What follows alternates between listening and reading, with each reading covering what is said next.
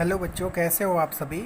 आप लोगों ने जैसा डिमांड किया था कि सर एसएससी इंग्लिश वाली प्रीवियस ईयर का पेपर आप सॉल्व करवा दो, आप लोगों की डिमांड के अनुसार हमने क्लास आज से स्टार्ट कर दिया है प्रीवियस ईयर वाला। ठीक है बच्चों, तो प्लीज़ इस सेशन को लाइक शेयर और सब्सक्राइब करना ना भूलिएगा।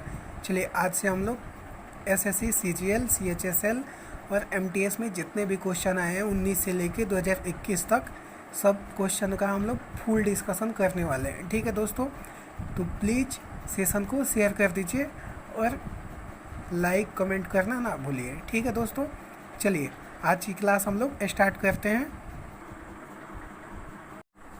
देखते हैं दोस्तों आज का पहला क्वेश्चन। देखिए ये सेंटेंस अरेंजमेंट है, ठीक है ना, जंबल सेंटेंस है, उसको अरेंज करना है। ठीक है बच्चों, तो देखिए क्वेश्चन क्या है कि given below are four jumbled sentence select the option that gives their correct order. ठीक है ना, करेक्ट ऑर्डर में इसको अरेंज करना है। ठीक है, तो देखिए ये क्वेश्चन दो तरीके से सॉल्व किए जाते हैं। ठीक है ना, एक तो इसका आप लोग अर्थ निकाल लो और अर्थ निकाल के उसको सही क्रम में सजा लो, या दूसरा तरीका होता है कि कुछ ट्रिक लगा लो। ठीक है ना बच्चों, तो देखिए दोनों तरीके से हम लोग देखने वाले हैं इस क्वेश्चन को। ठीक है ना, पहले हम लोग ट्रिक लगाते हैं। ठीक है ना, देखिए बच्चों इस टाइप के सेंटेंस जब भी जंबल वर्ड आए, जब भी जंबल सेंटेंस आए ऐसे, तो सबसे पहले हम लोग देखते हैं कि सब्जेक्ट से कौन स्टार्ट होता है। ठीक है ना बच्चों, सबसे पहला क्या कॉन्सेप्ट लगाएंगे कि देखिए देखते हैं कि कौन इसमें सब्जेक्ट से स्टार्ट होते हैं। देखिए यहाँ पे क्या दिया है कि the caps honour says his interest in conversation. तो ये तो ऐसे ही नहीं हुआ ना, ये सब्जेक्ट नहीं हुआ बच्चों। अगले पे आते हैं none of them are venomous, ये भी सब्जेक्ट नहीं हुआ। यहाँ पे है कि here you sip you drink, ये भी नहीं हुआ। लेकिन यहीं पे देखिए डी पे आते हैं, तो डी पे क्या दिया है कि this cafe which has just open in Tokyo is not for the faint hearted. ठीक है ना बच्चों, यानी यहाँ पे हम लोग का सब्जेक्ट मिल गया ना कि दिस कैफ यहाँ पे क्या हो गया, हम लोग का सब्जेक्ट हो गया। ठीक है ना, तो सबसे पहले हम लोग क्या लेके चलेंगे, डी। अब देखिए बच्चों अगर डी से स्टार्ट होने वाला एक ही सेंटेंस होता, ठीक है ना, तो हम उसे मतलब एक ही ऑप्शन डी से स्टार्ट होने वाला होता तो हम उसे टिक कर देते। लेकिन यहाँ पे डी से दो स्टार्ट होने वाले हैं, दो तो ऑप्शन ऐसे ही छट गए। अब दो है तो इसमें देखिए थोड़ा सा यहाँ पे अपना दिमाग लगाएंगे कि this cafe which has just open in Tokyo is not for the faint hearted. उसके बाद दिया है कि here you sip your drink in the company of 35 cents, और यहाँ पे none of them are venomous. तो ये तो ऐसे ही नहीं होगा ना बच्चों, तो यहाँ पे क्या करेंगे, बी, इस डी के बाद क्या हो जाएगा, सी हो जाएगा। क्यों, क्योंकि दिया है कि this safe which has just open in Tokyo is not for the faint hearted, here you sip your drink in the company of 35 cents, none of them are venomous. ठीक है ना बच्चों, इसका मतलब क्या हो गया कि सही क्रम क्या होगा, डी होगा, उसके बाद सी होगा, उसके बाद बी होगा, उसके बाद ए होगा। हम जानते हैं बहुत से बच्चे को इसमें समस्या होगा, तो बच्चों आप लोग कंटिन्यूसली अगर हमसे जुड़ते हो तो डेली 7 बजे शाम में आप लोग को क्लास मिलने वाले हैं और धीरे धीरे करके आप लोग सीख जाओगे। ठीक है ना, तो प्लीज़ चैनल को सब्सक्राइब कर लो और डेली क्लास आओ आप।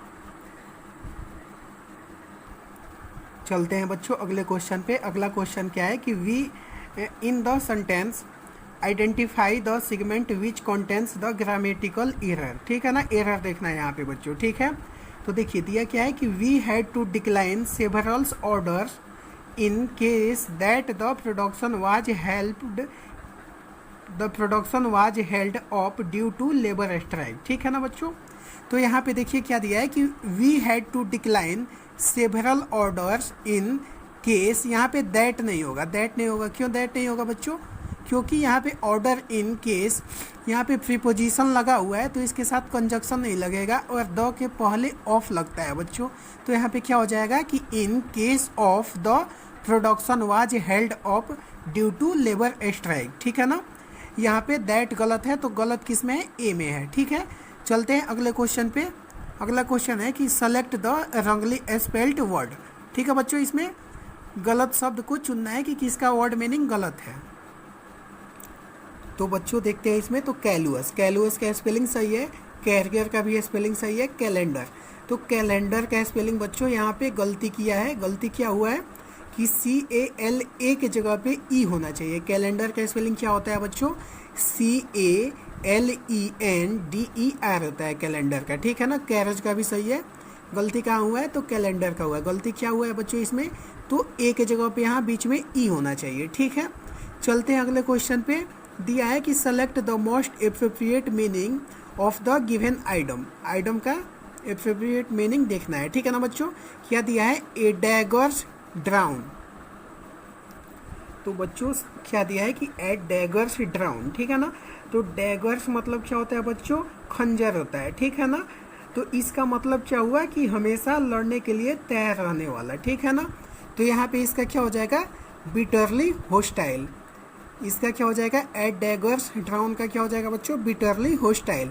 चलते हैं नेक्स्ट क्वेश्चन पे। अगला क्वेश्चन है select the word which mean the same as the group of word given. ये क्या है? वन वर्ड सब्स्टिट्यूशन है बच्चों, ठीक है। तो देखिए, ए पर्सन, एनिमल और plant much below the usual height. मतलब एक व्यक्ति, एनिमल और प्लांट अपने यूजुअल हाइट से छोटा हो तो उसे क्या बोलते हैं बच्चों?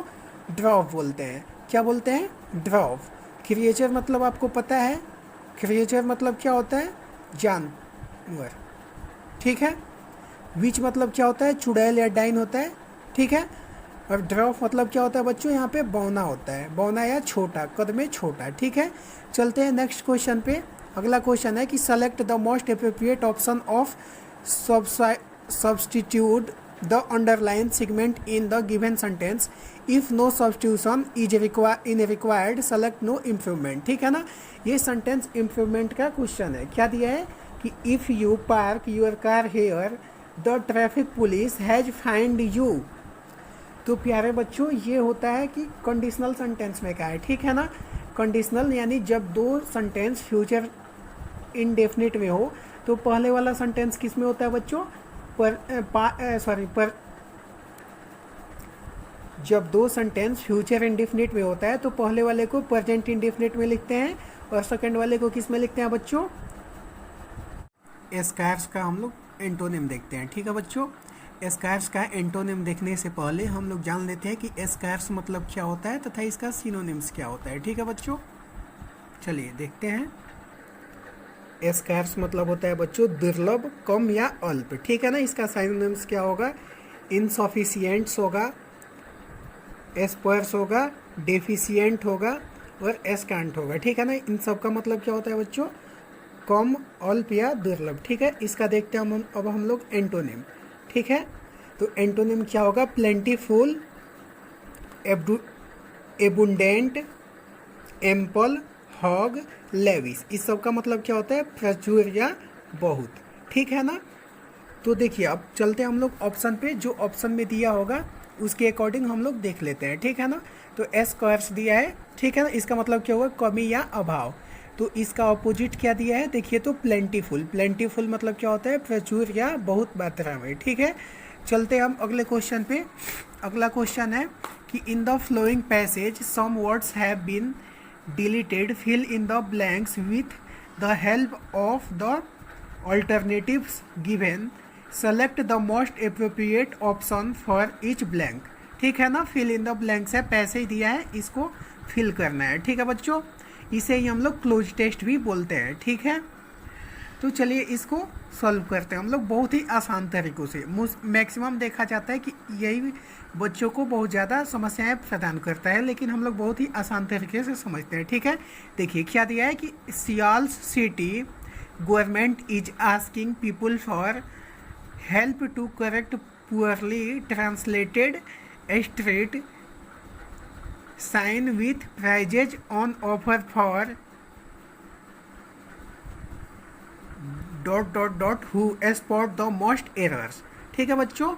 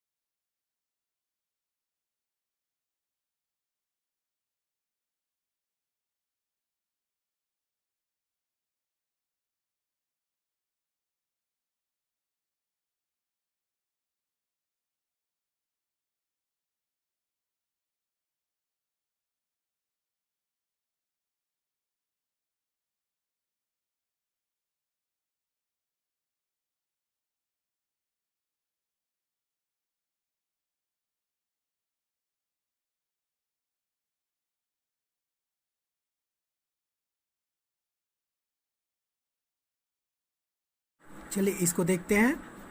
तो क्या है यहाँ पे कि Seoul city government is asking people for help to correct poorly translated stave sign with prizes on offer for ... who spot the most errors। ठीक है ना। तो यहाँ पे दैट तो होगा नहीं, दैट मतलब क्या होता है, वो होता है, ठीक है ना। यहाँ पे दिज भी नहीं होगा, ये सब होगा। दिज मतलब ये सब होता है, ये भी यहाँ पे नहीं होगा। दिस भी नहीं होगा, दिस मतलब यह होता है, ठीक है ना। यहाँ पे क्या होने वाला है, दोज होगा। क्यों? क्योंकि यहाँ पे दिया है कि दोज हु मतलब जो लोग, ठीक है ना। यहाँ पे दोज हु का मतलब क्या है कि जो लोग। चलिए आगे देखते हैं। It's running ... two week campaign calling on Koreans and foreigners ... to keep their eyes peeled for ... in English, Japanese and Chinese text ... Korean Times reports। ठीक है। तो देखते हैं यहाँ पे 85 में क्या होने वाला है। यहाँ पे हम लोग एक रूल देख लेते हैं। देखिए अगर numeral adjective plus hyphen plus noun हो, ठीक है, यदि डेफिनेट न्यूमेरल एडजेक्टिव और नाउन को हाइफन से जोड़कर कंपाउंड वर्ड बनाया जाए तो यह सदा नाउन सदा सिंगुलर होता है, ठीक है ना। तो यहाँ पे न्यूमेरल एडजेक्टिव है, ठीक है ना, तो यहाँ पे क्या आएगा, सिंगुलर। तो इट्स रनिंग यहाँ पे क्या हो जाएगा, अ, ठीक है ना। It's running a 2 week campaign calling on Koreans and foreigners ... to keep. देख लेते हैं यहाँ पे क्या होगा। यहाँ पे क्या है, calling on Koreans and foreigners और लाइक मतलब क्या होता है, के जैसा, ठीक है। सिमिलरली मतलब क्या होता है, समान। लाइकली मतलब होता है की तरह, और से मतलब होता है समान, ठीक है ना।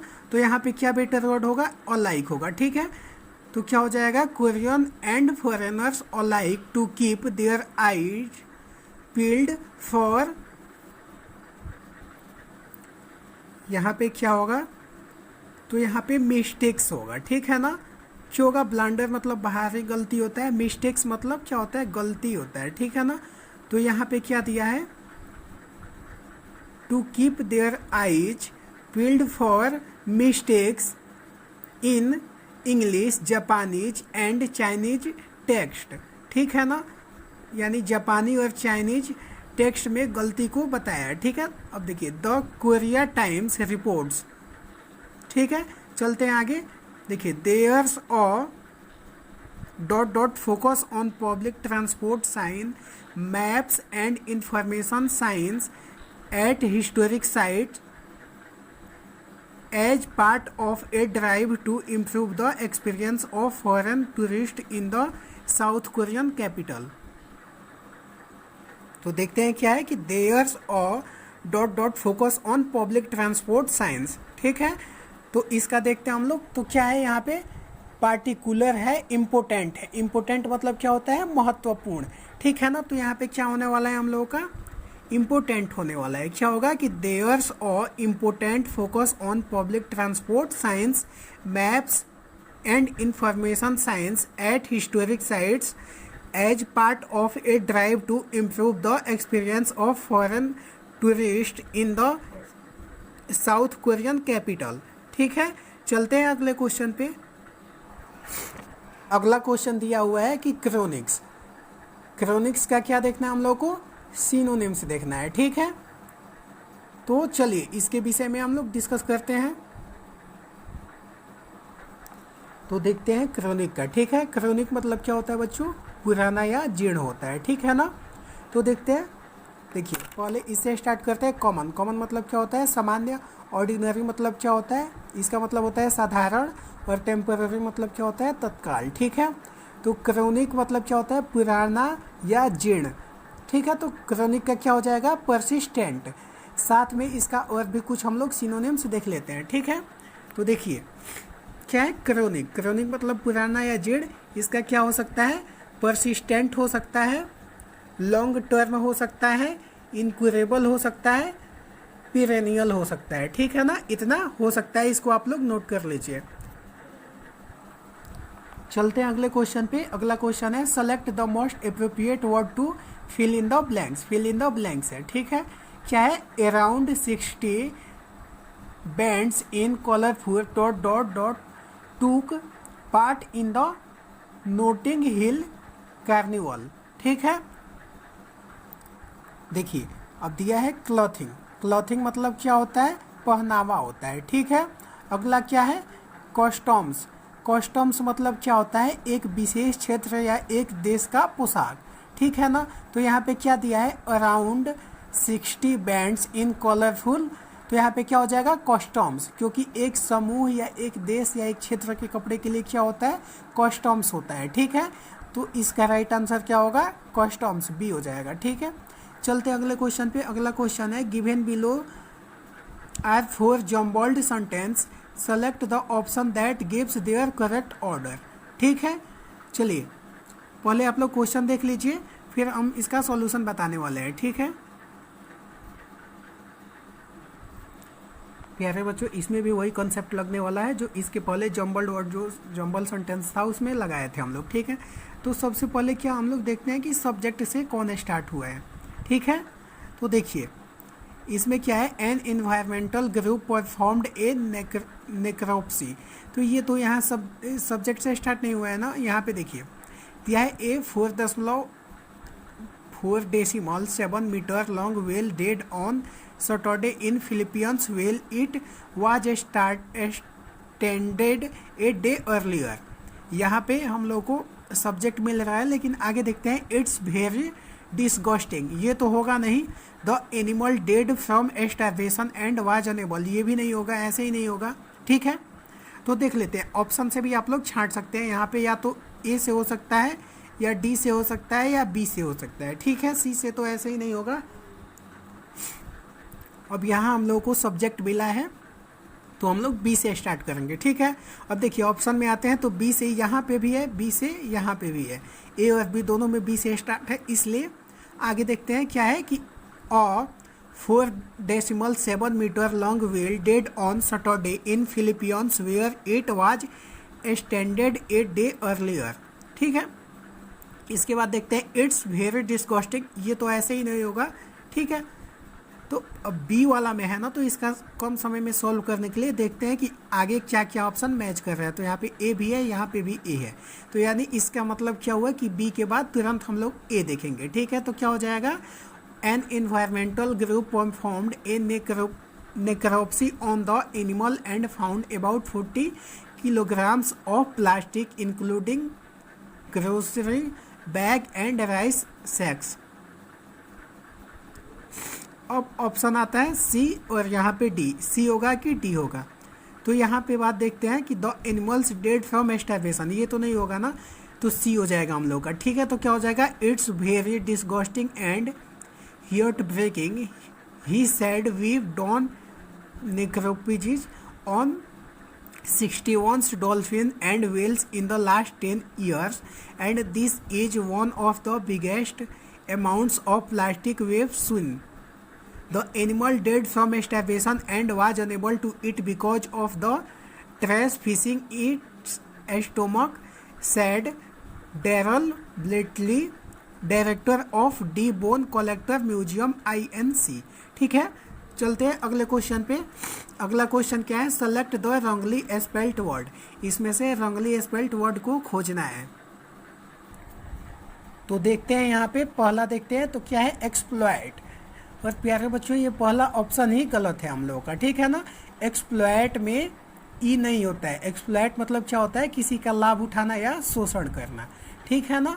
तो एक्सप्लॉइट का स्पेलिंग में ई नहीं होगा, इसलिए पहला ऑप्शन ही सही होगा, ठीक है। यही गलत है। अब चलते हैं, select the antonyms of the given word. क्या है? एक्सपेंशन का एंटोनिम देखना है हम लोग को, ठीक है।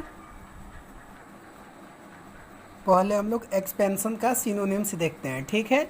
एक्सपेंशन मतलब होता है फैलाव या विस्तार, ठीक है। देखिए इसका क्या होगा सिनोनिम्स? एक्सटेंशन हो सकता है, ऑगमेंटेशन हो सकता है, इनलार्जमेंट हो सकता है, ठीक है ना। इस सब का मतलब क्या होता है? विस्तार या फैलाव, ठीक है। अब देखते हैं इसका एंटोनिम में, ठीक है बच्चों। तो इसका हो जाएगा कॉम्प्रेंशन, मतलब संकोचन, संपीड़न या दबाव, ठीक है। चलते हैं अगले क्वेश्चन पे। अगला क्वेश्चन है इसमें है ना वन वर्ड सब्स्टिट्यूशन है ये, ठीक है। बोला है ए स्टूडेंट हु आइडियली और विदाउट एक्सक्यूज ऑब्सेंट हिमसेल्फ या her self from A school. तो वैसा लड़का जो बिना मतलब का एक्सक्यूज करता हो और स्कूल क्लास नहीं ले जाता हो, ठीक है ना, छुट्टी मारता हो, तो उसे क्या बोलते हैं? ट्रुएंट बोलते हैं, मतलब कामचोर आवारा, ठीक है ना। तो इसका आंसर क्या हो जाएगा? ट्रुएंट हो जाएगा, ठीक है ना, डी हो जाएगा। चलते अगले क्वेश्चन पे। Select the correct active form of the given sentence, ठीक है ना। ये पैसिव में दिया है, इसका एक्टिव देखना है। क्या दिया है? Every passing vehicle was being thoroughly checked by the guards. प्यारे बच्चों, जब यहाँ पे पैसिव में, ठीक है ना, पैसिव में क्या दिया है कि व्हीकल वाज बीइंग, इसका मतलब क्या हुआ? वाज प्लस बीइंग लग गया, यानी ये पास्ट कंटिन्यूअस का पैसिव फॉर्म में दिया है, ठीक है ना।